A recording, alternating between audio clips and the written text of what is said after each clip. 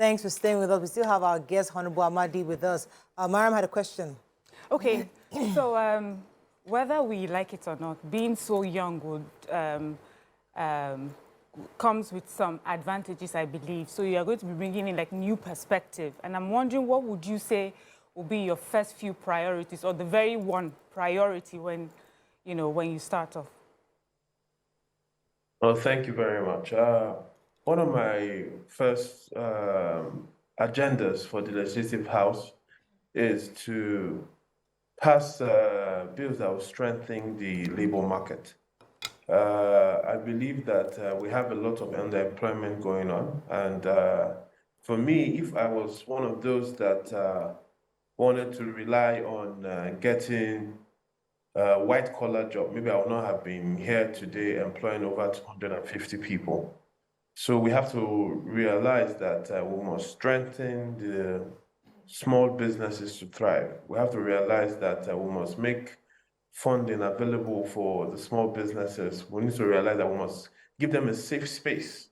I'm very interested in strengthening the Local Content Act that will not only ensure that jobs that can be done by local companies are done by local companies, but also to create some funding or access to funding for these our local companies to actually operate on that scale, because there's no difference between what can be manufactured here and what can be manufactured outside the country. It's just the access to funds, access to bring in the best machineries, access to bring in expatriate staff when needed, and access to train and transfer such technology down to our indigenous Nigerians. So my key focus is on making sure that there are lots of employment opportunities through small and medium scale industries. Another key thing for me is education.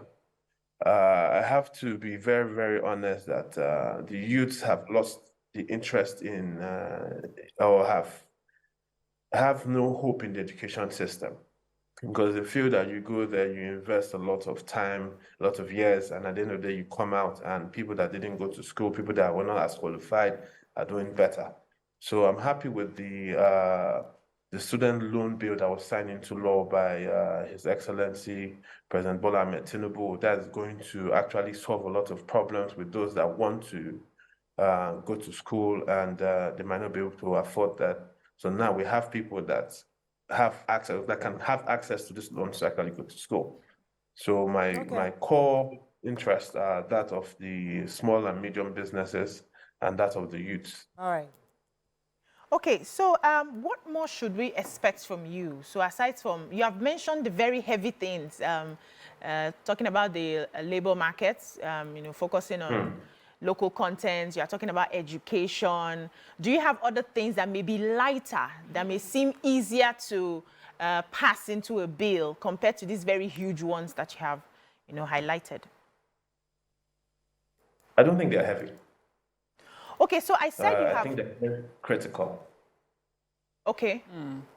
Yes, they're critical, yes. But do you have... so I know, like, some of these critical bills... There's a process. Take a longer time. There are a lot of stakeholders involved in this. It's not something that may just happen. But do you have things in the immediate that may be community located that could still be critical enough for you to want to put your input? Like something really close to Imo State. Close to home, yes. Yeah, close to home. Maybe because of the capacity that I have exhibited before the elections, I've been handling a lot of that even without being in government office. Okay. Once I attract a lot of roads to my federal constituency, I attracted and made sure that they completed about 12.5 kilometers of asphalt roads in my federal constituency. I have been sponsoring over 1,000 people in federal universities in my federal constituency. So a lot of things I've already put that framework, that collaborative effort between the agencies and my constituents to make sure that I get as much as I can for my constituency. So being in this office, I would say I'm after making sure that things that work. Because for instance, I used to live in Benin. So if I focus on bills that just surround my federal constituency of Mbaitoli and Ikeduru, what about those people that are from Mbaitoli and Ikeduru that don't stay back at home? You know, so I want to be more broad-minded. I want to be more inclusive in the bills that I put forward to see how they can reach the majority of Nigerian youth, because other than my federal constituency, I also represent the youth constituency. Okay. All right, one of the key issues many Nigerians have, in fact, the perception Nigerians hold concerning the National Assembly is that they are eating all our money. You know, when you hear people on the streets, oh, they get fat salaries, you know, or, you know, these are cliche questions, but the truth is that since you are just new going into the National Assembly, before you now go and enter all the mixing, tell us, would you be willing to share with us or clear the air on those gray areas Nigerians are always asking about? Because every Nigerian always feels as if once you enter the National Assembly, it's 30 million naira a month you earn, you have all these fat salaries, and you don't think about Nigerians anymore. So far, you've been there just less than a week, or in about a week. What have you heard? What have you seen? What are they saying? What does your letter say? Did the letter say that you're earning 50 million a month? Well, thank you for that. For now, there's been no word on what we would earn, but I have to tell you that the cost of governance in the National Assembly has reduced drastically. I will tell you this from the colleagues that were there in the night assembly. The official car that was given to National Assembly members then was a Toyota Camry. The average salary and all entitlements that was given to the National Assembly member then was, I think it was under 10 million naira a month. So I don't know what it would be for the 10th Assembly, but if you look at someone that has to operate a constituency office back at home, someone that has to employ staff for the constituency office, someone that has to do projects at home, someone that has to travel to do oversight functions to make sure that the relevant agencies under his constituency, under his committee are actually working in line with their establishment principles and the terms of reference, then I don't think that it's a lot. So anybody that is coming into the National Assembly expecting to make a lot of money, I think the person is clearly mistaken. We are here to serve.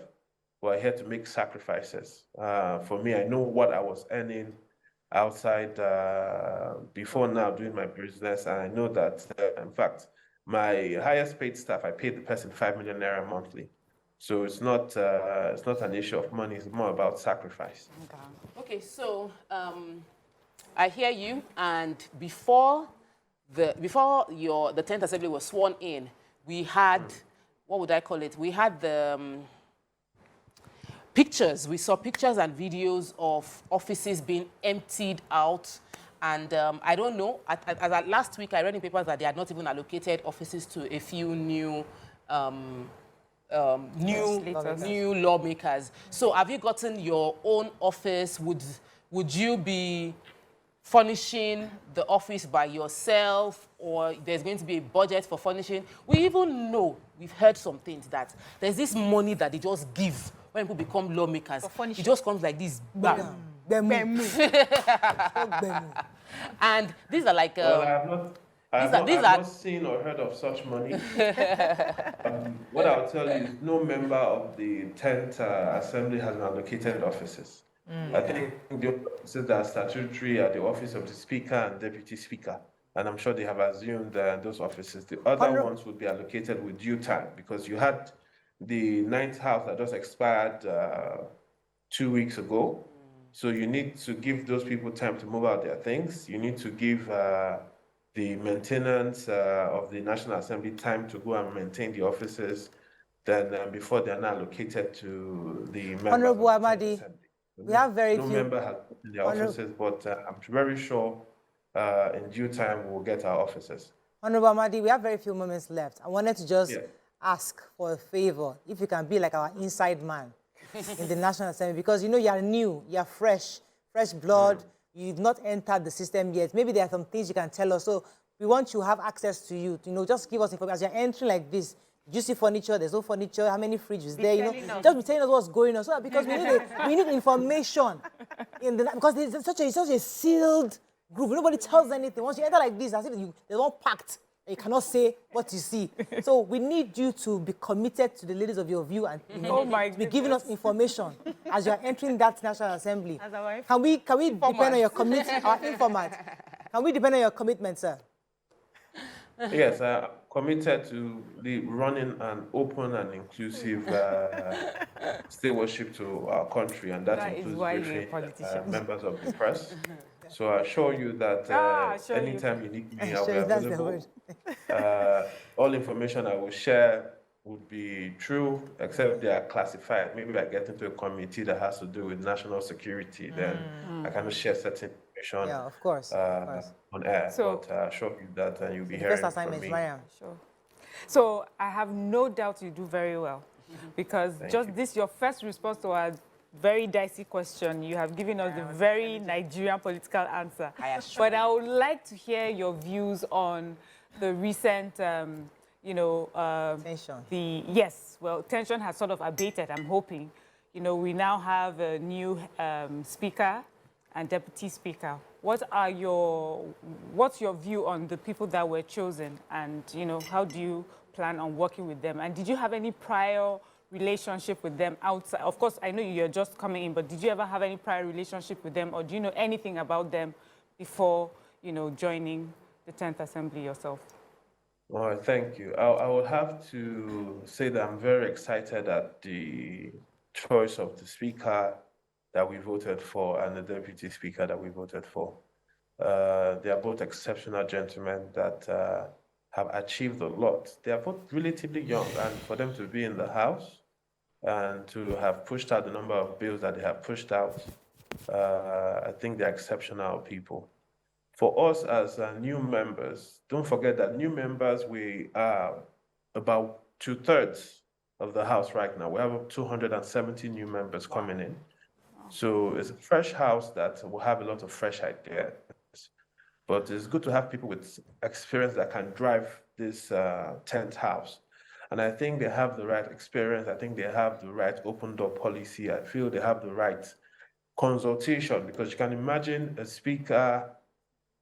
speakership aspirant that went to consult with every state caucus. That means he saw the members from the 36 states of Nigeria, went to consult further in the zonal caucuses, Southeast, South-South, and he was able to make all of us feel that, look, this 10th Assembly is about inclusiveness. It's not about political parties. It's not about your zone that you're from. It's about the Nigerian project.